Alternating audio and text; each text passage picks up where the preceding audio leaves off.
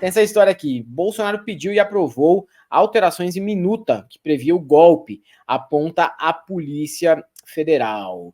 Tá aqui a informação do UOL, né? O que aconteceu? Bolsonaro recebeu a cópia da minuta. De acordo com a Polícia Federal, as provas colhidas até o momento apontam que Bolsonaro recebeu o material de Felipe Martins, o sorocabano, e a Mauri Saad, advogado apontado como autor do texto. As informações estão na decisão do ministro Alexandre de Moraes, do STF, que autorizou prisões e buscas contra ex-ministros e integrantes do núcleo duro do ex-mandatário. Segundo a PF, a minuta detalhava supostas interferências do judiciário e decretava a prisão de diversas autoridades, como os ministros Alexandre de Moraes e Gilmar Mendes, além do presidente do Senado, Rodrigo Pacheco, do PSD de Minas. No fim, seriam determinadas novas eleições. Com o documento refeito em mãos, Bolsonaro aprovou as mudanças. Depois disso, o ex-presidente convocou uma reunião com representantes das Forças Armadas. Almirante Almir Garnier dos Santos, esse aqui, o mais empolgado com o golpe, então comandante da Marinha, General Freire Gomes, do Exército, e o Brigadeiro Batista Júnior, da Aeronáutica. Posteriormente, foram realizadas alterações a pedido do então presidente, permanecendo a determinação de prisão do ministro Alexandre de Moraes e a realização de novas eleições.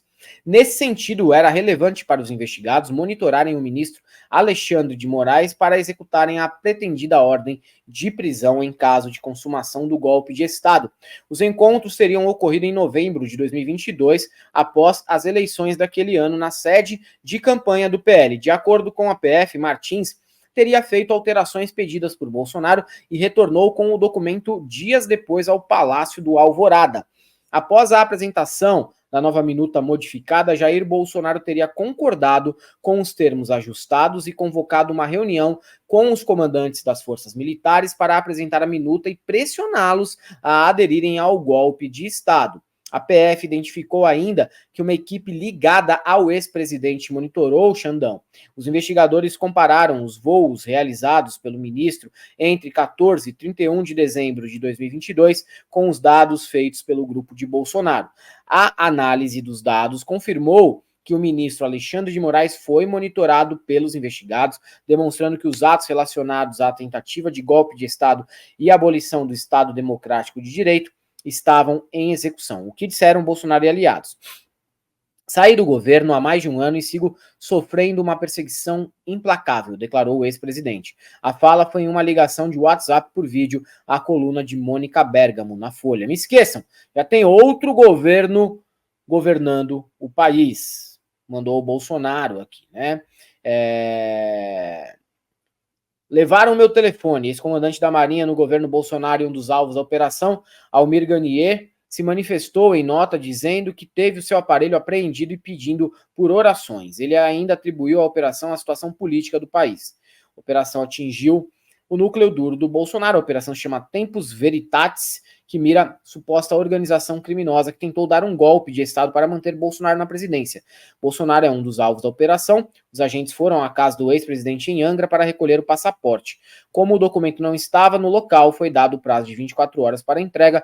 O celular de Tércio Anô Tomás, ex-assessor de Bolsonaro, foi apreendido. O coronel Marcelo Câmara e Felipe Martins Sorocabano, ex-assessores do Bolsonaro, foram presos. A PF também prendeu Rafael Martins de Oliveira, major do Exército. Em decisão, Xandão afirma que Felipe Martins sempre integrou a ala mais radical do governo. É apontado ainda que o nome do assessor constou na lista de passageiros que viajaram com o Bolsonaro para Orlando no final de 2022, mas não houve registro da sua saída do país. Isso indicaria uma tentativa de fuga.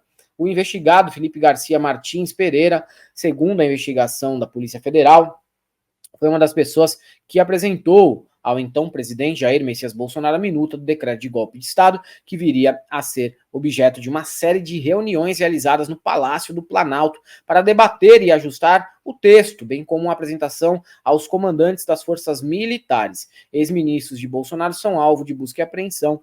Entre os nomes estão Braga Neto, Augusto Heleno, Anderson Torres e Paulo Sérgio Nogueira. O presidente do PL, Valdemar Costa Neto, também é alvo, já foi até preso, a gente fala aqui mais tarde. Segundo a PF, o grupo se dividiu em núcleos para disseminar informações falsas sobre fraude nas eleições de 2022. A ação aconteceu antes mesmo do pleito para viabilizar e legitimar uma intervenção militar em dinâmica de milícia digital. O primeiro eixo trabalhou para construir e propagar a versão de fraude nas eleições. O grupo espalhou mentiras sobre vulnerabilidades do sistema eletrônico de votação, segundo a PF. O discurso é repetido pelos investigados desde 2019 e continuou após a vitória de Lula. Segundo o eixo, consistiu na prática de atos para subsidiar a abolição do Estado Democrático de Direito por meio de um golpe de Estado. E segundo a Polícia Federal, o grupo tinha apoio de militares, sim, com conhecimentos e táticas de forças especiais no ambiente politicamente sensível, o que derruba aquela narrativa de parte da imprensa em dizer que as Forças Armadas eram legalistas, porque elas não eram. Exatamente. Agora sim, vai faltar engove nessa porra, hein, Helder? Vai gerar mal-estar, né, mano? Vai, mano. Vai faltar engove nessa porra, vai faltar cerveja nessa porra. Mano, o dia que o Bolsonaro for preso vai ser tipo o Woodstock brasileiro, você tá ligado?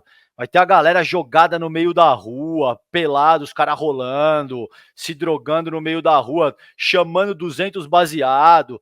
Vai faltar, cara, vai ser uma doideira, meu irmão, isso. E tá se aproximando, mano. Não sei não. Além do Sorocabano, vamos falar dos presos do dia de hoje. Hoje a gente teve o Sorocabano. O que é Sorocabano? Ele era o ideólogo, né, do governo Bolsonaro, um cara que tinha um alinhamento direto com Trump, com o Steve Bannon, e era aqui de Sorocaba, uma figura peculiar. Ele ficou muito famoso na internet por acertar todos os resultados estaduais da vitória do Trump em 2018. Depois ele se aproxima da família Bolsonaro, ele era, assim, virou o ideólogo, né, do próprio presidente, quando o presidente assume, e então, 2016, desculpa, a vitória do Trump foi 2016, né, e então ele acaba se transformando numa pessoa muito importante dentro daquele governo. E aí o Sorocabano depois acabou virando notícia porque fez aquele sinalzinho aqui na lapela, que é um apito de cachorro para supremacistas brancos, e também por dizer que era judeu e evangélico ao mesmo tempo. Aí foram descobrir que o tio dele tinha comprado um título para ser judeu fake lá em Sorocaba, e ele não é judeu porra nenhuma.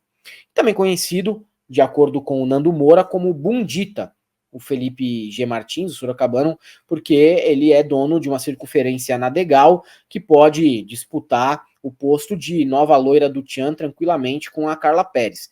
E o Felipe Martins foi preso hoje, na operação que investiga uma tentativa de golpe de Estado. Ele foi um dos responsáveis por construir a política externa do Jair Bolsonaro, junto com o for-chanceler, o ministro das Alucinações Exteriores, Ernesto Araújo, e considerado por observadores nacionais e estrangeiros como um dos feitos mais devastadores para a imagem do Brasil no exterior em décadas, tá? Porque eles queriam ser pária mesmo. O foco deles sempre foi a aliança com o governo americano do Trump, que chegou a recebê-lo no Salão Oval.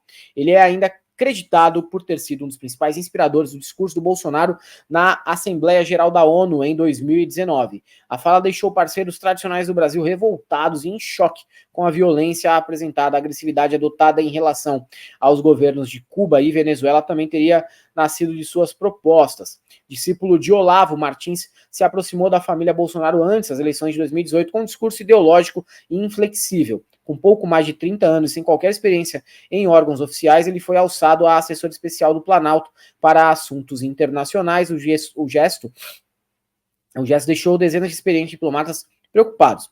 2 anos depois, em meio a uma crise entre os senadores, o então chanceler Ernesto Araújo, o Ministério Público Federal acusou Martins de ter feito um gesto que poderia ser interpretado como uma alusão ao movimento supremacista dos Estados Unidos. Ele sempre negou. Já fora do governo, Martins concedeu entrevista para o apresentador americano Tucker Carlson, afirmando que Joe Biden entendeu que é melhor que Bolsonaro continue no poder no Brasil. Na mesma conversa, afirmou que Lula apoiava terroristas e o crime organizado.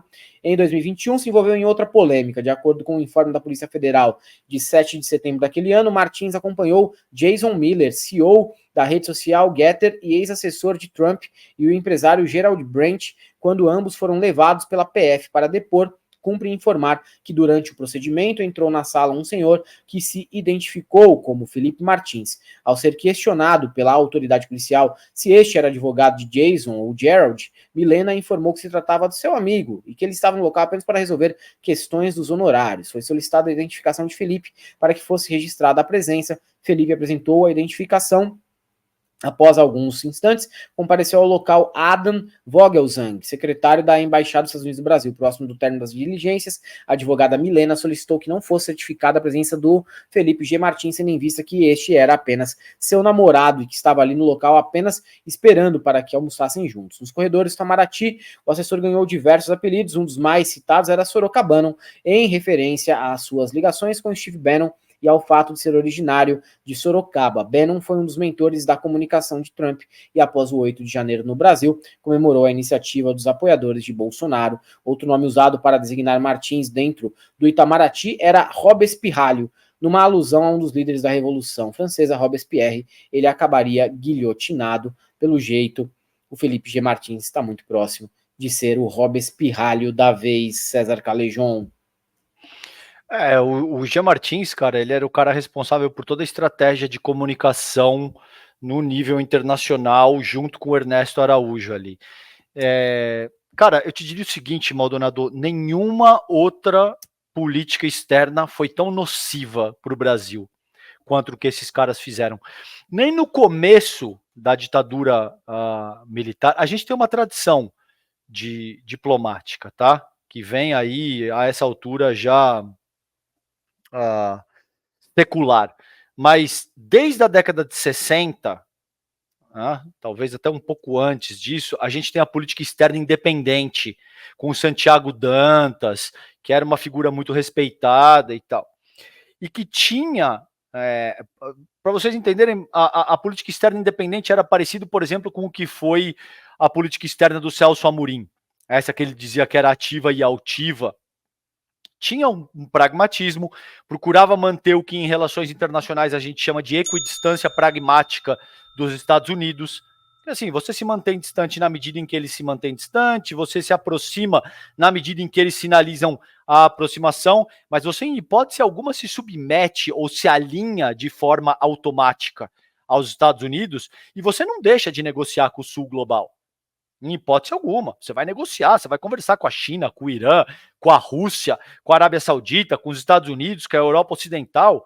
Você vai ser pragmático e ter como premissa elementar o desenvolvimento da tua nação. Basicamente é isso. É bem mais complexo do que isso, mas para resumindo, para eu não ficar palestrando aqui, senão vocês me xingam. Tá? Basicamente isso. Mas é isso aí, cara. Esse cara, mano, o Felipe Martins, ele conseguiu, junto com o Ernesto e com os outros asseclas bolsonaristas, estabelecer uma linha de política externa tão submissa e tão deletéria que nem o Castelo, em 1964, que foi um cara que assumiu o golpe, que deu um golpe militar, que conseguiu dar um golpe militar por conta da Operação Brother Sam, por exemplo, que os Estados Unidos organizaram frotas, estacionaram frotas de porta-avião na nossa costa aqui, nem o Castelo conseguiu ser tão submisso, tão alinhado, tão caninamente alinhado aos Estados Unidos, quanto foi os 4 anos de bolsonarismo, principalmente os 2 anos iniciais com o Ernesto de Araújo enquanto chanceler da nossa república. O Felipe G. Martins é um dos formuladores dessa ideologia.